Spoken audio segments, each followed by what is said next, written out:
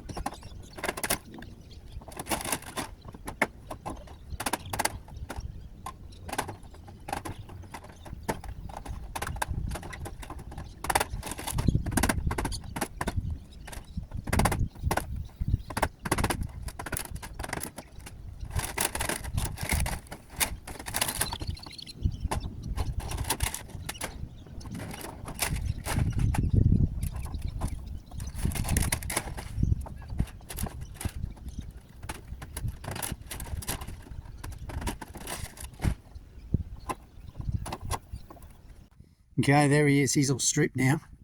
And what a trick that was to strip. It was only supposed to take 2 hours. It's taken me about 4.5.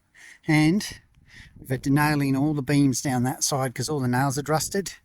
So that's kind of the first bit of prep, is just to take off those sheets. Now what I'm going to show you can do under sheets. Obviously you don't have to take all the sheets off, but I will be replacing this with polycarb, new polycarb anyway. So it's easier if you're going to remove the sheeting to do this. So now we're just going to take all that gutter out and this gutter here to make room for the new gutter, and then we've got to cut the rafters to the correct angles so we can get a bigger gutter in, a square gutter that will take more water. Alright, first thing we need is a little sample of the gutter that we're going to be putting up, so that we can get the right cuts on the wood.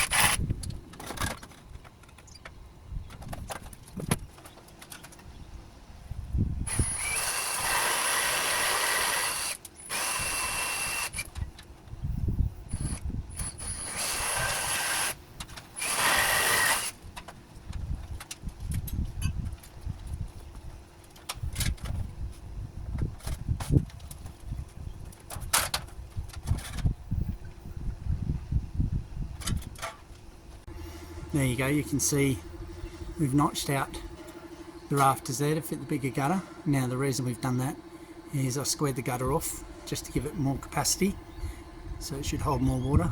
The easiest way to do that is with the reciprocal saw and a wood blade. There's no real other way to do it. I mean, you can try and chisel it out, but I find that the easiest way. And so now it's just a matter of fitting the gutter.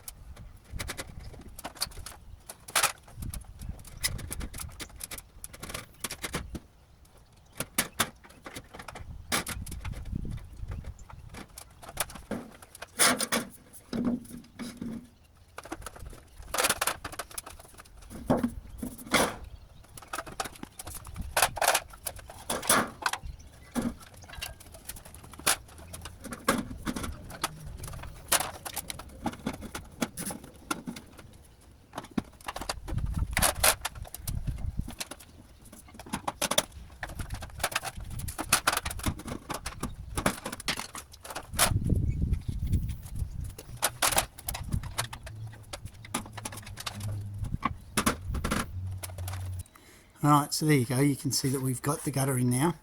We've notched him out beautifully, and we've done the corner down here, keeping it nice and square. Just gives it a bit more size, gives it a nice finish along there. So what we've done at the ends, we've come across into a little stop end, and we've cut out the shape of the gutter at the end because we've got to tie that gutter across around the corner and into it. Okay, now you'll see that the amount we've cut out isn't a lot. I probably could have gone a little bit more, but the reality is this is an old pergola, and I wasn't sure how good the wood was, so you don't want to cut the rafters too low, well, too much, because you weaken the structure. So we've tried to keep it as firm as possible.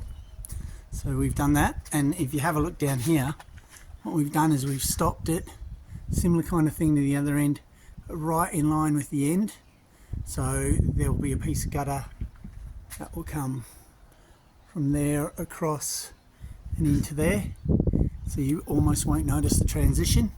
So now what we've got to do is we've just got to put in two 100 by 75 downpipes to replace the 95 by 45, and maybe a few screws along that end just to hold it, and then that'll be ready to be laid upon.